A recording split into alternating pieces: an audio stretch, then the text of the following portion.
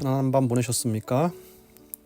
사랑하시는 자에게 깊은 잠을 주시고 또 새 아침에 새 생명으로 눈뜨게 하시는 우리 하나님께 감사를 드립니다. 등산을 가면 땀을 뻘뻘 흘리면서 산을 오릅니다. 한 중턱쯤 갔을까요? 먼저 정상을 찍은 아저씨들이 하산하면서 한마디씩 하십니다. 이제 거의 다 왔어. 이 고개만 넘으면 정상이야. 아시다시피 다 왔다는 말을 곧이곧대로 믿었다가는 낭패를 당합니다. 어린아이가 퇴근하는 아빠를 기다리면서 엄마에게 묻습니다. 엄마, 아빠는 언제 와? 그러면 엄마가 대답합니다. 아빠는 1부터 100까지 세면 오실 거야. 아이는 그 말을 믿고 진짜 1부터 100까지 숫자를 셉니다. 물론 아빠는 100이 훨씬 넘은 시간에 오십니다. 이스라엘 백성들이 예수님의 구원을 바라보면서 사용했던 관용적 표현이 하나 있습니다. 바로 이틀 사흘이라는 표현입니다.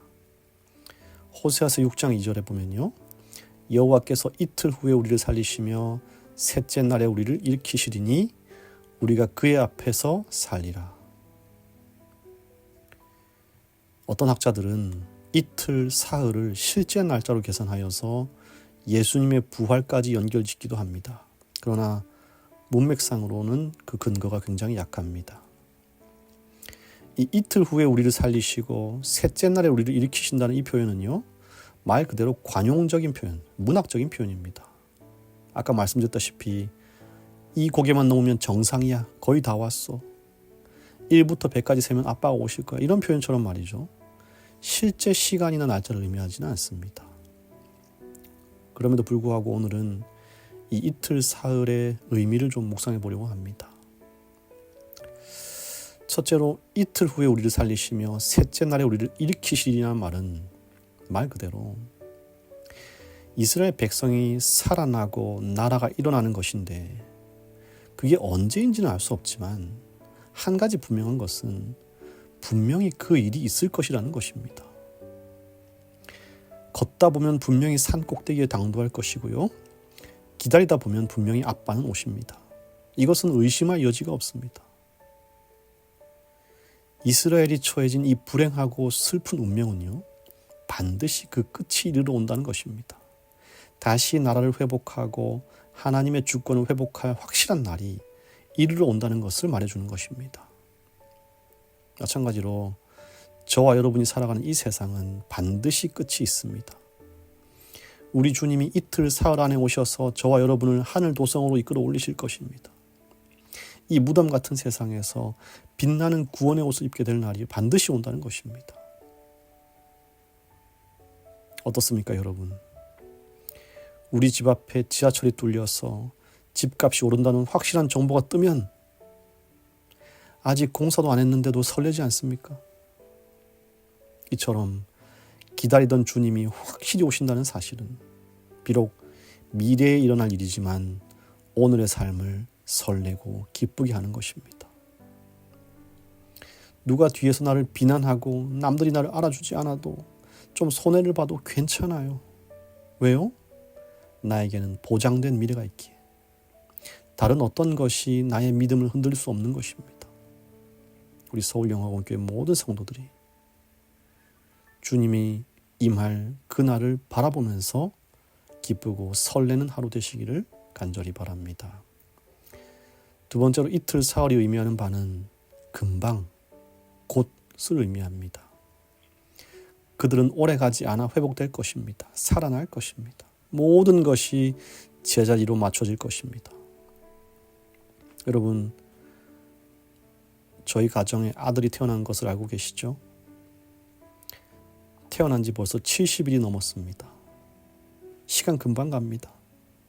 하물며 이틀 사흘은 더 금방이겠죠. 저와 여러분의 구원이 그만큼 곧 이르러 올 사건이라는 사실입니다. 이것은 오늘을 사는 우리에게 위로가 되는 말씀이죠. 고난 속에서, 비참한 현실 속에서, 먹고 살 걱정의 염려 속에서 우리는 오래 있지 않을 것입니다. 금방 자유를 얻게 된다는 것입니다. 마지막으로 이틀 사흘은요, 저와 여러분에게 나의 시간을 주님께 드리기를 요구하고 있습니다. 우리 주님은 주님이 정하신 때에 오신다는 사실입니다. 내가 정한 때에 주님이 오지 않으신다는 사실입니다. 내가 왔으면 하는 그때에 주님이 오시지 않는다는 것입니다.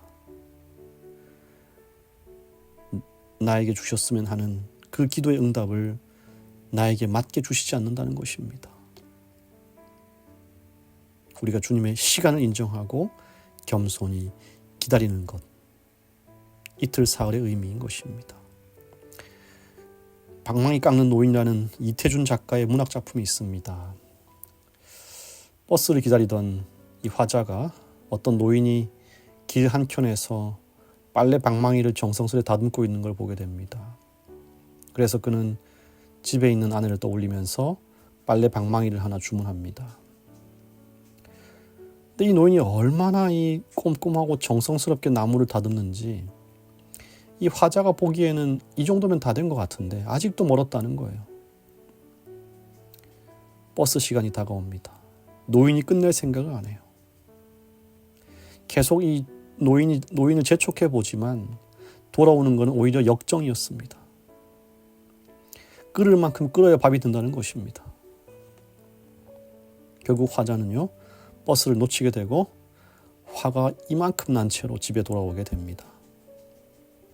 근데 놀랍게도요, 아내가 이 빨래 방망이를 몇 번 써보더니 너무 만족하는 것입니다. 손잡이도 편하고 빨래도 잘 두드려진다는 것이죠. 결국 노인의 시간이 맞았던 것입니다.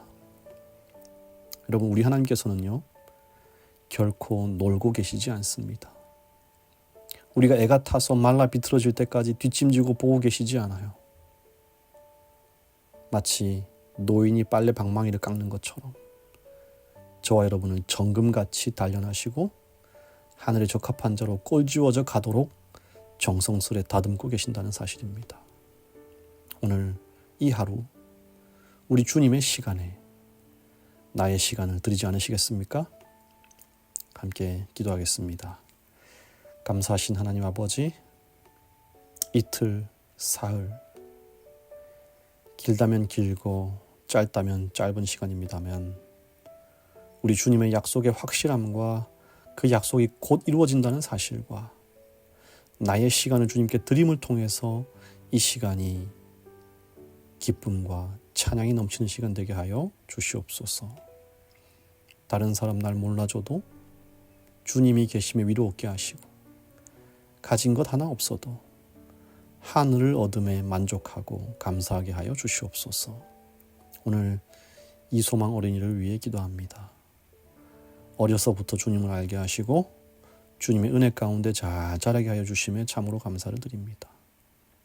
주님이 아이의 미래를 다 알고 계시오니 주님 선한 뜻대로 책임져 주시기를 기도합니다. 건강하고 지혜롭고 사교적이고 신실하도록 우리 주님께서 복을 더하여 주시옵소서. 예수님의 이름으로 기도합니다. 아멘.